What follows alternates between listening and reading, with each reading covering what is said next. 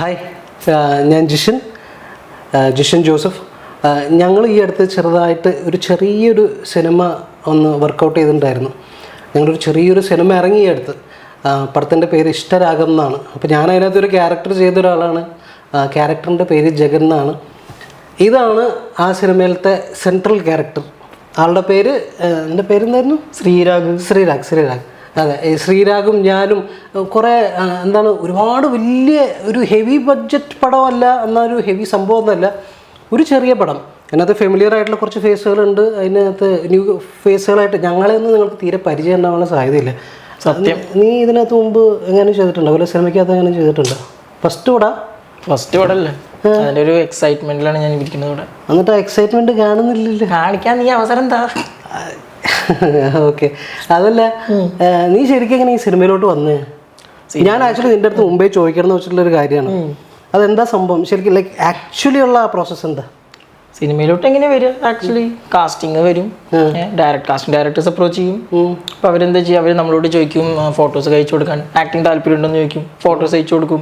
അപ്പം അങ്ങനെയല്ലേ നമ്മൾ ഫോട്ടോസ് അയച്ചു കൊടുത്ത് ഡയറക്ടേഴ്സിനും കാസ്റ്റിംഗ് ഡയറക്ടേഴ്സിനും ഇഷ്ടപ്പെട്ട് കഴിഞ്ഞാൽ ആ ഒരു കറക്റ്റ് ആ റോളിന് നമ്മുടെ മുഖവും നമ്മുടെ പേഴ്സണാലിറ്റിയും ഒക്കെ ഉണ്ടല്ലോ, അതൊക്കെ ആപ്റ്റ് ആണെങ്കിലല്ലേ സെലക്ട് ചെയ്യുക. എന്നിട്ട് അവർ സെലക്ട് ചെയ്തു? എന്നെ അങ്ങനെയൊന്നല്ല. എന്നെ സെലക്ട് ചെയ്തത് കാര്യം പറയുകയാണെങ്കിൽ ഒരു ഡിഫറെന്റ് വേ ആണ്. ആൾക്കാരെ കേൾക്കുന്നവരും എല്ലാവരും ചോദിക്കും ഇത് എങ്ങനെ സംഭവിച്ചു എന്ന് ചോദിക്കും. ഒന്നും, ഞാൻ മോഡലിംഗ് ചെയ്തിട്ടുണ്ടായിരുന്നു. നീ മോഡലാണ്. റൈറ്റ്. ആകാശ് മോഡലാണല്ലോ. കുറെ മറ്റേ പ്രൈസുകളും ഇതൊക്കെ വിന്നറൊക്കെ അല്ലേ? വിന്നറാണ്. എന്താണ് ലൈക്ക് വർഷാവർഷമാണ് ഈ ഷോ ഒക്കെ നടക്കുന്നത്? ലൈക്ക് റാംബോ ഒക്കെ എന്താ പരിപാടികളൊക്കെ ഉള്ളത്? ഞാൻ ആക്ച്വലി ഞാൻ ആകാശിനെ കണ്ടിട്ടുണ്ട്. അല്ല, മോഡലിംഗ് പരിപാടികളൊക്കെ ഷോ നടക്കുന്ന സമയത്ത് ഞാൻ ആക്ച്വലി ലൈക്ക് 2 ഷോ കാണാനായിട്ട് വന്നിട്ടുണ്ട്. ആ സമയത്ത് ആകാശിന് അവിടെ ലൈക്ക് ഒരു കോസ്റ്റ്യൂമൊക്കെ ഇട്ടിട്ട് ഇങ്ങനെ പുറകിൽ ഇങ്ങനെ പർദ്ദ പോലെയൊക്കെ ഒരു സാധനമൊക്കെ കെട്ടി, പർദ്ദയല്ലേ മറ്റേ ഷോൾ പോലത്തെ ഒരു സാധനം കെട്ടിയിട്ട് ഇങ്ങനെ പറപ്പിച്ച് ഇങ്ങനെ നടക്കുന്ന പോലെ പല കോസ്റ്റ്യൂം നിങ്ങൾക്ക് പല രീതിയിലല്ലേ നിങ്ങളുടെ ഡ്രസ്സിങ് സാധനങ്ങളൊക്കെ വരും. പക്ഷെ അതിനകത്തൊക്കെ കണ്ടിട്ടുണ്ട്. പക്ഷെ ആ മോഡലിംഗ് ത്രൂ ആണോ എന്നിട്ട് ഇതിലോട്ട് വന്നത്? ശരിക്കും മോഡലിംഗ് ത്രൂ ആണ് പടത്തിലേക്ക് വന്നതെന്ന് ചോദിച്ചു കഴിഞ്ഞാൽ അല്ല, മോഡലിംഗ് കാരണമാണ് ഞാൻ പടത്തിലേക്ക് വന്നത്. മോഡലിംഗ് കാരണമാണ് പടത്തിലോട്ട് വന്നത്. സോ മോഡലിംഗ് കാരണം സിനിമയിലോട്ട് കയറാനായിട്ടൊരു ഓപ്ഷനായി മാറി, അല്ലെങ്കിൽ ഒരു റീസണായി മാറി. അപ്പോൾ എന്തായിരുന്നു പ്രോസസ്സ്? വേറെ ഒന്നുമല്ല, മോഡലിംഗിൽ കുറേ ഷോസ് ഞാൻ ചെയ്തു. അപ്പം ഞാൻ ഈ ഫോട്ടോസൊക്കെ ഇങ്ങനെ വാട്സാപ്പിൽ ഇങ്ങനെ പോസ്റ്റ് ചെയ്യും. അച്ഛൻ അതെടുക്കും, അച്ഛൻ ചോദിക്കും നിന്റെ ഫോട്ടോസൊക്കെ നന്നായിട്ടുണ്ട്. അപ്പം ഞാൻ ചിലപ്പോൾ വീട്ടിലൊക്കെ നിൽക്കുമ്പോൾ ചിലപ്പോൾ സെൽഫീസൊക്കെ എടുക്കും. അച്ഛൻ പറയും അയക്കടാ, നല്ല ഫോട്ടോ, ഞാൻ സ്റ്റാറ്റസ് ഇടാം. എൻ്റെ കുറേ ഫ്രണ്ട്സ് ഉണ്ട്, അച്ഛൻ്റെ കമ്പനിയിൽ വർക്ക് ചെയ്യുന്ന കുറേ ഫ്രണ്ട്സ് ഉണ്ട്. അച്ഛൻ ഇവിടെ അല്ല, അച്ഛൻ മിഡിൽ ഈസ്റ്റിലാണ് വർക്ക് ചെയ്യുന്നത്. അപ്പം അച്ഛൻ ഇങ്ങനെ കുറേ ഫോട്ടോസ് ഇങ്ങനെ ഇടയ്ക്കിടയ്ക്ക് അച്ഛന് ഏതെങ്കിലും ഒന്ന് ലൈവായിട്ടൊരു ഫോട്ടോ എടുക്കും, അപ്പം തന്നെ സ്റ്റാറ്റസ് ഇടും. ആ ഒരു ഹാബിറ്റ് ഉണ്ട്. എൻ്റെ എന്നല്ല, എല്ലാവരുടെയും. അങ്ങനെ ചെയ്യുന്നത് അതൊക്കെയറിയില്ല, ആളുടെ ഹോബിയാണ്. എന്തോ ഇല്ല, അസുഖമുണ്ടോ? അസുഖം അത് എനിക്കറിയില്ല. എല്ലാവരുടെയും ഫോട്ടോ അത് ഒരു സ്വഭാവമാണ്. ആരുടെ ഫോട്ടോ ഒരാളുടെ ഫോട്ടോ കണ്ടു കഴിഞ്ഞാൽ മോനെ ചിരിക്കി, മോളെ ചിരിക്കി എന്ന് പറയും, ഫോട്ടോ എടുക്കും. ഞങ്ങള് കുടുംബത്തിലെല്ലാവരും പറയും അതിപ്പോ സ്റ്റാറ്റസ് ആയിട്ടുണ്ടാവുന്നു. അപ്പോൾ അങ്ങനെ അച്ഛൻ പറഞ്ഞു നീ കുറച്ച് ഫോട്ടോസ് അയക്കുന്നു. ഞാൻ അന്ന് ഏവിയേഷൻ പഠിക്കുകയാണ്. പഠിച്ച് എൻ്റെ പ്രാക്ടിക്കൽ ട്രെയിനിങ് എല്ലാം കഴിഞ്ഞ് ഞാൻ തിരിച്ച് വീട്ടിലേക്ക് പോയിക്കൊണ്ടിരിക്കുക. അപ്പം ആ സമയത്ത് അച്ഛൻ ഇങ്ങനെ പറഞ്ഞു നീ നിന്റെ ഫോട്ടോസ് അയക്കുന്നു വെച്ചു. എനിക്ക് വേറെ പണിയില്ല, ഫോൺ എടുത്തിട്ട് ഞാൻ വേണ്ടെന്നുള്ള രീതിയിലാണ് വേണോ വേണ്ടേ എന്തിനാന്ന് പറഞ്ഞിട്ടില്ല, പടത്തിന്റെ ആവശ്യത്തിനാണ്. ഒന്നും പറഞ്ഞില്ല, സർപ്രൈസ് അല്ല, ഇത് തന്നെ ഒരു സർപ്രൈസായി. എന്നിട്ട് അങ്ങനെ ഫോട്ടോസൊക്കെ ഞാൻ അയച്ചു കൊടുത്തു അച്ഛന്. കുറച്ച് കഴിഞ്ഞപ്പോൾ നമ്മുടെ മറ്റൊരു പടത്തിലൊരു ഡയലോഗ് ഇല്ലേ, ഏതാണ് ഈ ഹരിഹരനഗരല്ല, എന്താണ് മാനാർമത്തായി സ്പീക്കിംഗ്, എൽദോ നിന്നെ സിനിമയിലെടുത്തു, അതേ സംഭവമാണ് ഇവിടെ ഉണ്ടായത്. അതായത് ലൈക്ക് നീ അറിഞ്ഞിട്ടില്ല അതിന്റെ അറിഞ്ഞിട്ടില്ല. എന്നിട്ട് അപ്പൊ എങ്ങനെയായിരുന്നു എക്സ്പ്രഷൻ, നിന്റെ റിയാക്ഷൻ ഒക്കെ എന്തായിരുന്നു ശരിക്കും? ഞാൻ വിശ്വസിച്ചില്ല സത്യം പറഞ്ഞ. ഫസ്റ്റ് ടൈം അച്ഛനാണെങ്കിൽ ഇടയ്ക്കിടയ്ക്ക് ഈ തഗ് ഡയലോഗ് അടിക്കുന്ന ഒരു സ്വഭാവമുണ്ട്, ഫുൾ കോമഡിയാണ്. അപ്പോൾ ഞാൻ തീരും വിശ്വസിച്ചിട്ടില്ല സിനിമയിൽ എടുത്തു. ഞാൻ വെറുതെ പറയണമെന്നൊക്കെ ആയിരിക്കും, ഇത് പിന്നെ കുറേ കേട്ടതാ കുറേ കണ്ടതാന്നൊക്കെ വിചാരിച്ചു. പിന്നെയാണ് മറ്റേ നമ്മുടെ പ്രൊഡ്യൂസറിന്റെ പേര് പറയണു, ഡയറക്ടറിന്റെ പേര് പറയണു. ഞാൻ പറഞ്ഞു ഇപ്പം ശരി തന്നെ ആയിരിക്കുമോ, നോക്കി നോക്കാം, എന്തിനാ ഇപ്പോൾ 10 നുണകളിൽ പറഞ്ഞാൽ ഒരു ശരി എന്നൊരു കാര്യം ഉണ്ടല്ലോ. അതും നമ്മൾ നുണയായിട്ട് കണ്ടു കഴിഞ്ഞാൽ പിന്നെ നമുക്ക് ചിലപ്പോൾ നല്ലൊരു അവസരമായിരിക്കും എന്ന് വിചാരിച്ചിട്ട് ഞാൻ ഓക്കെ നോക്കാം. അപ്പം എൻ്റെ അച്ഛൻ പറഞ്ഞു നീ എത്രയും പെട്ടെന്ന് നാട്ടിലേക്ക് ചെല്ലും, പ്രൊഡ്യൂസറിനും ഡയറക്ടർക്കും നിന്നെ കാണണമെന്ന് പറഞ്ഞു. അപ്പോഴാണ് എനിക്ക് ഉറപ്പ് കൺഫർമേഷൻ വന്നത് പടത്തിലെടുത്തു എന്ന്. നിനക്ക് നിന്റെ അച്ഛനെ വിശ്വാസമില്ലേ? അതെന്താ ഇടയ്ക്കിടയ്ക്ക് ഇങ്ങനെ ഓരോ തഗ്ഗും കോണകളൊക്കെ പറയുന്ന ആളാ.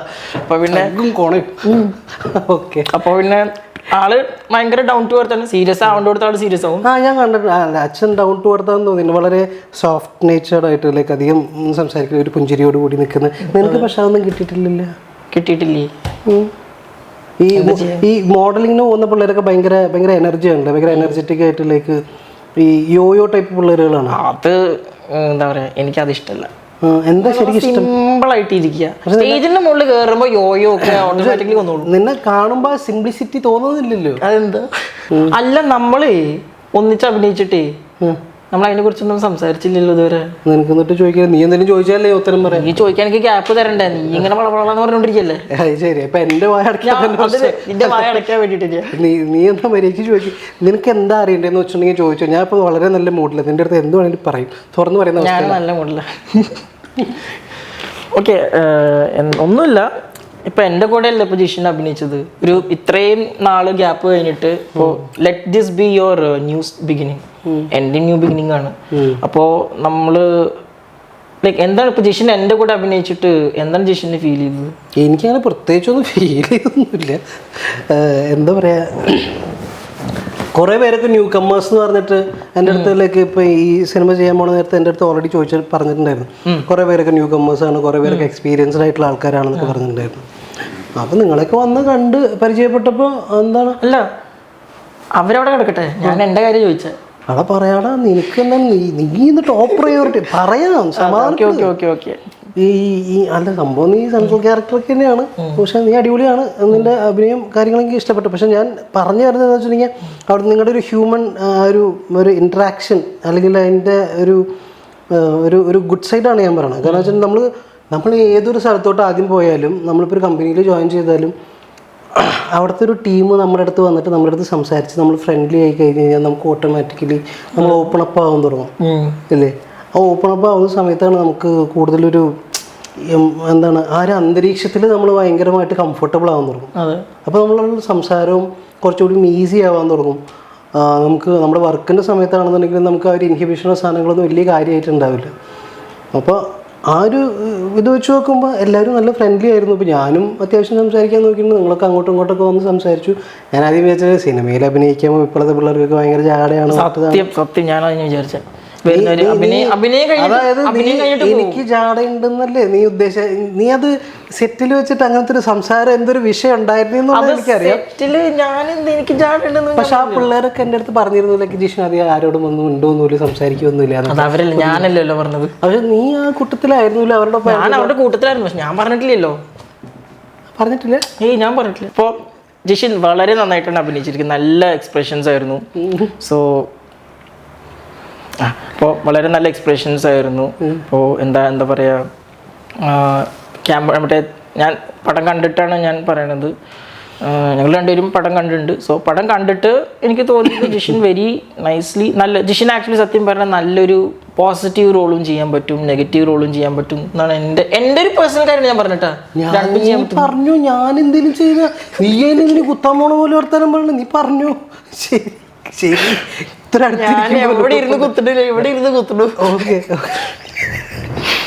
ഞാനിപ്പോൾ ഫസ്റ്റ് ടൈമാണ് വരുന്നത്. സോ എനിക്കിപ്പോൾ എന്താ പറയുക, ഐ കനോട്ട് ഗോ ബിലോ. ഒരു ബോർഡർ ലൈൻ ഉണ്ട് താഴെയും മുകളിലും. അപ്പോൾ ഡയറക്ടറും കാസ്റ്റിംഗ് ഇവരൊക്കെ പറയുന്നു നീ ഇത് ചെയ്യ്, ഇങ്ങനെ ചെയ്യ് എന്ന് പറയുമ്പോൾ എനിക്ക് ആ ബോർഡർ ലൈനിൻ്റെ ഉള്ളിൽ നിന്നിട്ട് ചെയ്യാൻ പറ്റുള്ളൂ.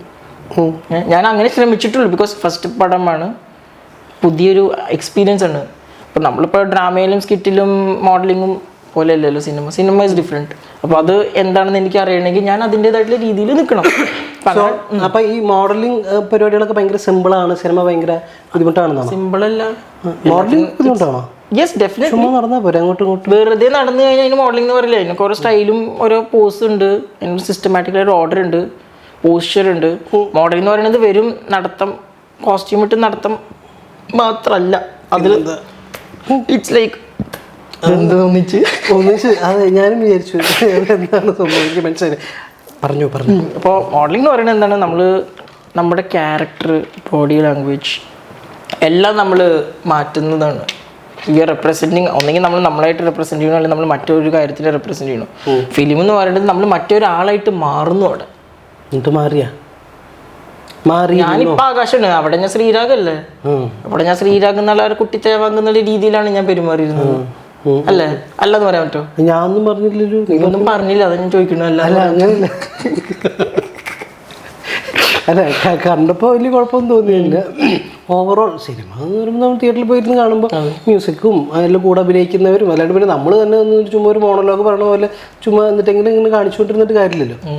നമ്മുടെ മൊത്തത്തിൽ ഓവറോൾ സാധനം വരുമ്പോൾ വളരെ നൈസായിട്ട് വന്നിട്ടുണ്ടെന്ന് തന്നെയാണ് എനിക്ക് തോന്നിയത്. നമ്മുടെ സ്കില്ലും അല്ല ടാലൻസ് ഒക്കെ എന്താണെന്നുള്ളത് നമുക്കറിയാം. നമ്മളൊന്നും റിവൈൻഡ് ചെയ്ത് കഴിഞ്ഞാൽ നമുക്ക് അറിയാൻ പറ്റുമല്ലോ. അത് ഞാൻ പാട്ട് പാടി തുടങ്ങി, ആ പാട്ട് പാടലിലൂടെ ലൈക്ക് സ്റ്റുഡിയോയിൽ പോയി റെക്കോർഡ് ചെയ്ത്, അപ്പോൾ എനിക്ക് തുടക്കത്തിൽ തന്നെ ആ ഒരു ഇൻട്രൊഡക്ഷൻ കിട്ടി തുടങ്ങി. ഈ ഒരു ഫിലിം ഫീൽഡിലോട്ട് ഒരു ഇൻട്രൊഡക്ഷൻ കിട്ടി തുടങ്ങി. അപ്പോൾ പാട്ട് പാടി തുടങ്ങിയപ്പോൾ like I already became A part of films എന്നുള്ളൊരു സാധനം വന്നു തുടങ്ങി. പിന്നെ അത് അഭിനയത്തിലോട്ട് കടന്നു. അഭിനയത്തിൽ കടന്നതിന് ശേഷം ഏതാ ഇഷ്ടം, അഭിനയമാണോ പാട്ടാണോ? എനിക്ക് രണ്ടും ഇഷ്ടം. രണ്ടും ഇഷ്ടമല്ലേ? എന്താണെന്ന് അറിയില്ല, പലരും ചോദിക്കും അത് ലൈക്ക് രണ്ട് തരം പ്രൊഫഷനായിട്ട് കണ്ടുകൂടെ. ഒന്നില്ലെങ്കിൽ അത് ഒന്ന് പാട്ട് സീരിയസ് പാട്ടായിട്ട് പാടാം, സോഫ്റ്റ് വോയിസ് അല്ലേ നിങ്ങൾക്ക് പാടിക്കൊണ്ട് നടക്കാമല്ലോ എന്നുള്ള രീതിയിലൊക്കെ പറയും. ഞാനിടയ്ക്ക് ഇങ്ങനെ കവർ സോങ് സാധനങ്ങളൊക്കെ പാടാറൊക്കെ ഉണ്ട്, അതല്ലാണ്ട് വേറെ പരിപാടികളൊന്നുമില്ല. ഇപ്പോൾ നമ്മുടെ ഈ പടത്തിനെ കുറിച്ച് പറയാനാണെങ്കിൽ ഇഷ്ടരാഗം എന്നുള്ള ഈ ചെറിയൊരു നല്ലൊരു പടം. അപ്പോൾ ഈ പടത്തിനെ കുറിച്ച് പറയാനാണെങ്കിൽ ഈ പടത്തിൻ്റെ ഫിലിം ഡയറക്റ്റ് ചെയ്തത് നമ്മുടെ ഡയറക്ടർ സ്വന്തം ജയൻ പൊതുവാൾ സാറാണ് ഈ പടം ഡയറക്റ്റ് ചെയ്തത്. അപ്പോൾ ആള് മുന്നേ എക്സ്പീരിയൻസ്ഡ് ഡയറക്ടറാണ്, കുറേ ഫിലിംസ് മുന്നേ ചെയ്തിട്ടുണ്ട്. അപ്പോൾ ചെയ്ത പടങ്ങൾ ഏതൊക്കെയാണെന്നൊക്കെ ചോദിക്കുകയാണെങ്കിൽ ഞാൻ പറഞ്ഞുതരാം. റെഡ് അലേർട്ട്, കനൽ കണ്ണാടി, ഉണ്ണിമായ ആൻഡ് എൻ്റെ സിനിമ, ഈ 4 പടങ്ങളാണ് ജയൻ സാർ ഇപ്പോൾ ചെയ്തിട്ടുള്ളത്. സോ കുറച്ച് വർഷങ്ങൾക്ക് മുന്നേ ചെയ്ത പടങ്ങളാണ്. അത് കഴിഞ്ഞിട്ട് ആളൊരു ബ്രേക്ക് എടുത്തിട്ട് 5th പടം എന്ന് പറയുന്നത്, 5ാമത്തെ പടം എന്ന് പറയുന്നത് ഇപ്പോൾ ഇഷ്ടരാഗമാണ്. അതാണ് ഇപ്പോൾ ഇന്നലെ റിലീസായത്. പിന്നെ ഇതിലെ പാട്ടുകൾ നേരത്തെ ഞാൻ പറഞ്ഞ പോലെ പാട്ടുകൾ നല്ല അടിപൊളി മെലഡി പാട്ടുകളാണ്. ഇപ്പോൾ പാട്ടുകൾക്ക് വരികൾ കൊടുക്കാതെ പാട്ടുണ്ടാവില്ലല്ലോ. സോ വരികൾ കൊടുത്തിരിക്കുന്നത് സുരേഷ് രാമന്തള്ളിയാണ്, നമ്മുടെ പടത്തിൻ്റെ ഒരു പ്രൊഡ്യൂസറും കൂടിയാണ് ആൾ. നല്ല നല്ല വരികളായിട്ടുള്ള പാട്ടുകളാണ് ഇതിലിരിക്കുന്നത്. സോ ആ പാട്ട് ഡയറക്റ്റ് ചെയ്തത് വിനീഷ് പണിക്കർ സാറാണ്. പിന്നെ കൂടുതൽ പറയുകയാണെങ്കിൽ ആർട്ട് ഡയറക്ടർ നമ്മുടെ ബാലകൃഷ്ണൻ കൈതപ്പുറം. അപ്പോൾ ഇത്രയാണ് ഇപ്പോൾ പടത്തിനെ കുറിച്ചിട്ട് എനിക്ക് പറയാനുള്ളത്. പിന്നെ എന്തായാലും നിങ്ങൾ ഈ പടം, ബാക്കി ഞാൻ പറയണ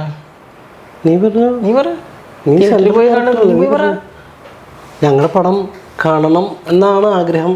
അപ്പോൾ നിങ്ങൾ പോയി കണ്ട് അഭിപ്രായം അറിയിക്കുക. കാരണം വെച്ചിട്ടുണ്ടെങ്കിൽ എനിക്കിത് കുറേ നാൾക്ക് ശേഷമുള്ളൊരു ഗ്യാപ്പിന് ശേഷമുള്ളൊരു പടമാണ്, എൻ്റെ ഫസ്റ്റ് പടമാണ് കേട്ടോ. അപ്പോൾ എന്തായാലും നിങ്ങളുടെ ഒക്കെ സപ്പോർട്ട് ഇല്ലാണ്ട് എനിക്ക് മുന്നോട്ട് ഇനി പോകാൻ പറ്റില്ല. അപ്പോൾ എന്തായാലും നിങ്ങൾ സപ്പോർട്ട് ചെയ്യുക, പടം തിയേറ്ററിൽ തന്നെ പോയി കാണുക. അതെ, ഇത് ആകെ ഒരു 1.5 hours മാത്രമേ ഉള്ളൂ, 1.5 മണിക്കൂർ മാത്രമുള്ളൊരു ചെറിയൊരു ഷോർട്ട് ഡ്യൂറേഷൻ ആണെന്ന് പറയാം. അതെ, അപ്പോൾ ഒരുപാട് വലിച്ചു നീട്ടുന്ന സംഭവങ്ങളൊന്നുമില്ല. അപ്പോൾ ഇത് ഞങ്ങളുടെ അഭിനയം എങ്ങനെയുണ്ടെന്നുള്ളത് ഒന്ന് അനലൈസ് ചെയ്യാൻ വേണ്ടി ചുമ്മാ തിയേറ്ററിൽ പോയിട്ട് ഒരു ക്രിട്ടിക് ഒന്ന് പറയാൻ വേണ്ടി, റിവ്യൂ ഇടാൻ വേണ്ടിയിട്ടെങ്കിലും പോയി ഒന്ന് സിനിമ കണ്ടാലും മതി. അത് കണ്ടിട്ട് അഭിപ്രായം പറയുകയാണെന്നുണ്ടെങ്കിൽ നമുക്കിപ്പോൾ കൂടുതലൊരു മോട്ടിവേഷൻ ആയിരിക്കും അടുത്ത സിനിമ ചെയ്യുന്നതിന് മുമ്പ് എന്തൊക്കെയാണ് ചെയ്യേണ്ടത്, ഇനിയിപ്പോൾ എന്തെങ്കിലും കുറവുണ്ടോ, ഇനിയിപ്പോൾ എന്തെങ്കിലും കൂടിപ്പോയോ എന്നൊക്കെ നിങ്ങളുടെ കയ്യിലാണ്. അപ്പോൾ എന്തായാലും നിങ്ങൾ പടം കണ്ടിട്ട് പറയട്ടെ അല്ലേ, കയ്യിലുള്ളത് കിട്ടാണ്ടിരുന്നത്. ഇപ്പം എന്തായാലും പടം കാണുക, അഭിപ്രായം അറിയിക്കുക. അപ്പോൾ പറ്റുകയാണെന്നുണ്ടെങ്കിൽ ഞങ്ങളെ സിനിമയിൽ മാത്രമല്ല സോഷ്യൽ മീഡിയയിലൊക്കെ ഞങ്ങളെ ഒന്ന് സപ്പോർട്ട് ചെയ്യുക. പിന്നെ ബാക്കിയുള്ളതൊക്കെ ഇതൊക്കെ ഒരു ഭാഗ്യമാണ്. എന്താണ് സിനിമയ്ക്കകത്ത് നിലനിൽക്കുക എന്നൊക്കെ പറയുന്നൊരു ഭാഗ്യമായിട്ടാണ് എനിക്ക് മനസ്സിലായിട്ടുള്ളത്. കുറേ ഹാർഡ് വർക്കും വേണം അതിൻ്റെ ഒപ്പം. സോ ഞാൻ കൂടുതലായിട്ട് ഇൻവോൾവ് ആയിട്ട് വരികയാണ്. ഇവൻ ആകാശ് ഓൾസോ ഒരുപാട് ഹാർഡ് വർക്ക് വേണം, ഹാർഡ് വർക്ക് ചെയ്തിട്ടുണ്ട്, ഒബ്വിയസ്ലി ചെയ്തിട്ടുണ്ട്. ഞങ്ങൾ രണ്ടുപേരും മാത്രമല്ല, ക്രൂ എല്ലാവരും, ഡയറക്ടർ, പ്രൊഡ്യൂസർ, ക്രൂ മെമ്പേഴ്സ് എല്ലാവരും നന്നായിട്ട് വർക്ക് ചെയ്തിട്ടാണ് ഇങ്ങനെ ഒരു പ്രോജക്റ്റ് പുറത്തേക്ക് എത്തിയിരിക്കുന്നത്. സോ ഒരിക്കലും എന്താ പറയുക, നമ്മളത് മറക്കാൻ പാടില്ല. അപ്പോൾ അതിൻ്റെ ഒരു ക്രെഡിറ്റും കൊടുക്കേണ്ടതാണ്, അവർക്ക് എല്ലാവർക്കും ക്രെഡിറ്റ് കൊടുക്കേണ്ടതാണ്. They really do deserve it. പടം കാണാൻ സപ്പോർട്ട് ചെയ്യാൻ ഒരുപാട് ന്യൂ കമേഴ്സിൻ്റെ ഒരു ആഗ്രഹമാണ്. ലൈക്ക് കുഞ്ഞു വേഷങ്ങൾ ചെയ്തവർ പോലും ഒരുപാട് പ്രതീക്ഷയോട് കൂടിയിട്ടാണ് ഈ സിനിമേനെ കാണുന്നത്. ബിക്കോസ് ലൈക്ക് അവരുടെയും ഫസ്റ്റ് പടങ്ങളാണ്. ഫസ്റ്റ് പടം ആയിരിക്കുമ്പോൾ ആർക്കായാലും വലിയൊരു സംഭവം ഉണ്ടാവുമല്ലോ. ഓ സിനിമയിൽ അഭിനയിച്ചു, ഈ ആ ഒരു സംഭവം എനിക്കൊരു സത്യം പറഞ്ഞിട്ടുണ്ട്, ഞാൻ ആദ്യത്തെ പടമാണ് ഇപ്പോൾ. അപ്പോൾ ആ സംഭവം ഒന്ന് പുറത്തോട്ട് ഇറങ്ങി കിട്ടണം. അപ്പോൾ എന്തായാലും റിലീസായിട്ടിരിക്കുകയാണ്. അപ്പോൾ കണ്ടിട്ട് അഭിപ്രായം പറയുക, നേരത്തെ പറഞ്ഞ പോലെ. സോ അനുഗ്രഹിക്കുക, കൂടെ ഉണ്ടാവുക ആൻഡ് കീപ് സപ്പോർട്ടിങ്. ആ സപ്പോർട്ടാണ് വേണ്ടത്. സോ ഇഷ്ടപ്പെടുകയാണെന്നുണ്ടെങ്കിൽ, ഞങ്ങൾ ഇഷ്ടപ്പെട്ടാൽ കൂടുതലൊന്ന് സപ്പോർട്ട് ചെയ്യുക, കൂടെ ഒന്ന് ഇഷ്ടപ്പെട്ടില്ലെങ്കിൽ സപ്പോർട്ട് ചെയ്യണ്ടേ? ഇഷ്ടപ്പെട്ടില്ലെങ്കിൽ സപ്പോർട്ട് ചെയ്യണ്ടേ? നീ ആവശ്യമില്ലാത്ത പറഞ്ഞവർക്ക് വേറെ കാര്യങ്ങളൊന്നും ഐഡിയാസ് ഒന്നും കൊടുക്കില്ലേ? ഓക്കെ, നിങ്ങൾക്ക് വേറെ എന്തെങ്കിലും പറയാനുണ്ടോ? ഒന്നും പറയാനില്ല. നിനക്ക് എന്തെങ്കിലും പറയണ്ടേ? നീ പറഞ്ഞോണ്ടിരിക്കല്ലേ?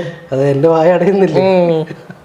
എനിക്കൊരു അവസരം തന്നുകൂടെ ഒന്ന് സംസാരിക്കാൻ. നീ സംസാരിച്ചു. എന്താ ഞാൻ സംസാരിച്ചു. ഞാൻ വേണമെങ്കിൽ പോയി തരാം. നീ ബാക്കിയുള്ളൊക്കെ നീ സംസാരിച്ചു. ഞാൻ കൂടെ വരും.